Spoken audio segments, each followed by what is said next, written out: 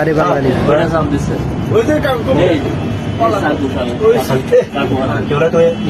চিন্তা করছেন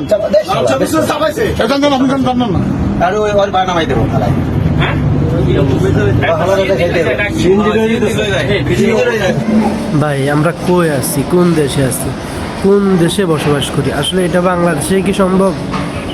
আসলে এটা নারায়ণগঞ্জের একটা ঘটনা, খুবই দুঃখজনক, খুবই মর্মান্তিক। দেখেন পিছনে যে আছে উনি হচ্ছে সিএনজি চালক অরিজিনাল, আর ভিতরে যারা আছে তারা হচ্ছে ছিনতাইকারী। আসলে ভিডিওটা আরো লক্ষ্য করে দেখুন আপনারা। চিন্তাকারী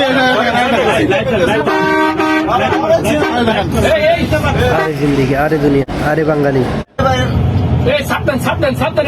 যদি চেষ্টা করতো এই পাবলিকগুলোও কিন্তু বাঁচাতে পারতো, এই বাসগুলো কিন্তু চাপ দিয়ে এরে আটকাতে পারতো, কিন্তু না।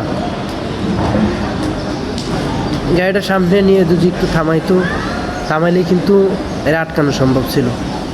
থামানোর সাথে সাথে যদি কয়েকজন নেমে যেত, নেমে গিয়ে ধরতো, তাহলে কিন্তু হতো।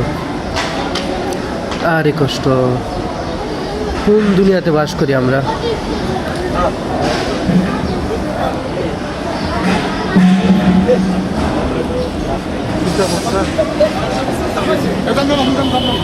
পরে কিন্তু হাতে ওই হাতে অস্ত্র আছে, কিন্তু হাতে অস্ত্র দিয়ে কিন্তু আঘাত করার চেষ্টা করতেছে অনেকবার।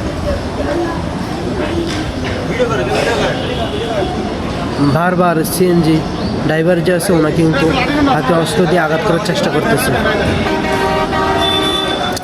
আসলে আমরা কই আছি, কোন দুনিয়াতে বসবাস করি?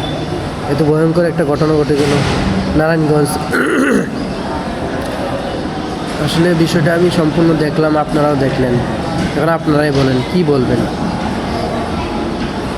সিএনজি কিন্তু উনি অনেক কষ্ট করে, অনেক পরিশ্রমের টাকা দিয়ে কিন্তু সিএনজিটা কিনছে। উনি জানে এটা বাংলাদেশ, এখানে একটা কিছু চিন্তাই হয়ে গেলে এটা কখনোই ফিরে আসা সম্ভব না।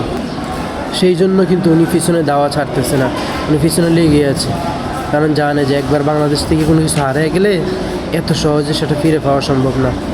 আমারও কিন্তু অনেক অনেক খারাপ লাগছে এই ভিডিওটা।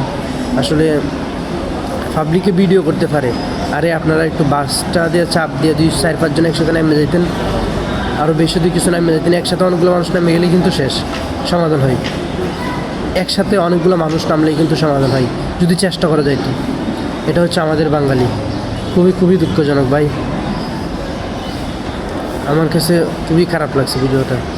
যাই হোক, আমরা যদি চেষ্টা করি তাহলেই কিন্তু সম্ভব। এই বেচারা কিন্তু আস্তে আস্তে কিন্তু গাড়িটা নিয়ে গেল, আর আমরা ভিডিও করতে করতে ব্যস্ত। এ হচ্ছে বাস্তব কথা। যেটা সবাই সতর্ক থাকুন, অন্যকে সাহায্য করার সবাই চেষ্টা করুন। এটা বাঙালি, এটা কখনোই এরকম হবে না যে অন্যকে সাহায্য করবে।